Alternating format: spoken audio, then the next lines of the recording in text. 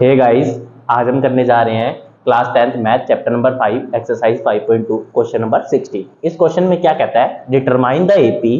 कहता है वो एपी निकालना है जिसकी थर्ड टर्म तो है 16, थर्ड टर्म हमें कितनी दे रखी है 16 दे रखी है, और सेवंथ टर्म जो है ना वो फिफ्थ टर्म से 12 ज्यादा है। मान लो अगर सेवंथ टर्म को हम y ले लें तो वो फिफ्थ और फिफ्थ टर्म को x, तो x प्लस 5 कर देंगे तो हमारा y है, यानी सेवंथ टर्म जो है वो फिफ्थ टर्म से 12 ज्यादा है। यहाँ पे 5 नहीं, यहाँ पे 12 करेंगे, ठीक है ना।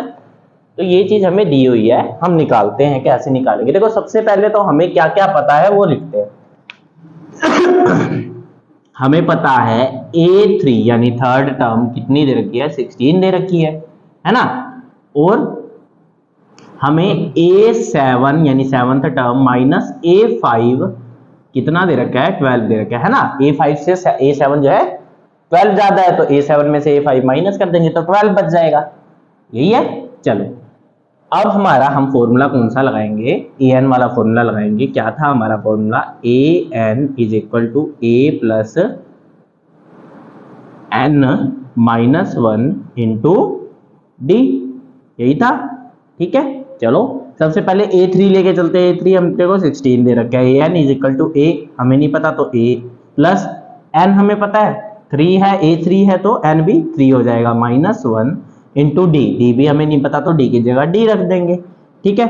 16 is equal to a plus 3 minus 1 2 into d 2d। ये हमारा क्या हो गया, एक इक्वेशन बन गई कि 16 जो है a प्लस 2d के इक्वल है, ठीक है। अब हमारा A7 किसके इक्वल होगा, A7 जो होगा वो किसके इक्वल होगा, a plus 7 minus 1 into D के इक्वल, यानी A7 की वैल्यू क्या आ जाएगी a प्लस 6d, है ना। A7 की वैल्यू आ गई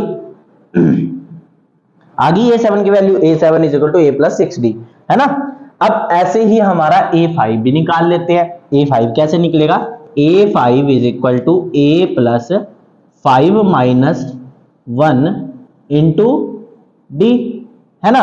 bn को अब 5 रख लेंगे, A5 निकालना है तो 5 में से बन गया 4, तो A5 की वैल्यू क्या आ जाएगी, A5 is equal to a plus 4d, ठीक है। ये इक्वेशन थर्ड होगी हमारी। देखो हमारी इक्वेशन थर्ड है A5 is equal to a plus 4d, equation second है A7 is equal to a plus 6d, और हमें पता है A7 में से A5 माइनस करेंगे तो कितना बच जाएगा हमारे पास 12 बच जाएगा। तो A7 की वैल्यू लिखते हैं हम।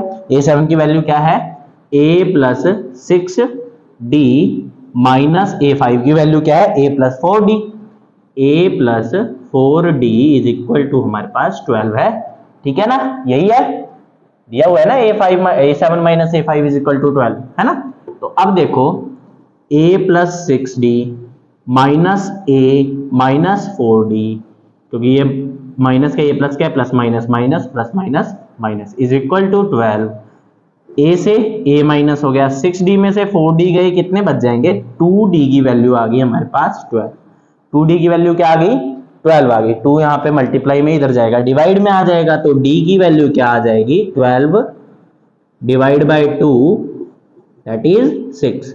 d की वैल्यू हमने 6 निकाल ली, इक्वेशन फर्स्ट में वैल्यू पुट कर देते हैं। इक्वेशन फर्स्ट क्या कहती है, 16 is equal to a plus 2d, 2 into 6, है ना। d की वैल्यू 6 है तो 2 6 जा 12, तो 16 is equal to a plus 12, 12 plus में इधर जाएगा माइनस में, a की वैल्यू क्या आ जाएगी 16 माइनस 12 दैट इज 4, a की वैल्यू आ गई।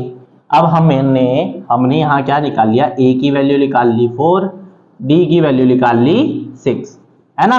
तो AP हम डिटरमाइन कर सकते हैं। AP की फर्स्ट टर्म हमारी 4 है, d हमारा 6 है, A2 क्या होती है, A2 इज इक्वल टू क्या होता है A1 प्लस d, 4 प्लस 6 10 हो जाएगा। A3 क्या होती है, A2 में हम d को जोड़ दे 10 प्लस 6 16 हो जाएगा, है ना। थर्ड टर्म हमें 16 तो दी ही हुई थी, ठीक है ना। अब इसमें भी 6 और जोड़ देते हैं 22 हो जाएगा। ऐसे ही सोन हमारी चलती रहेगी, और ये हमारी AP है जो हमें निकालना था, ठीक है ना।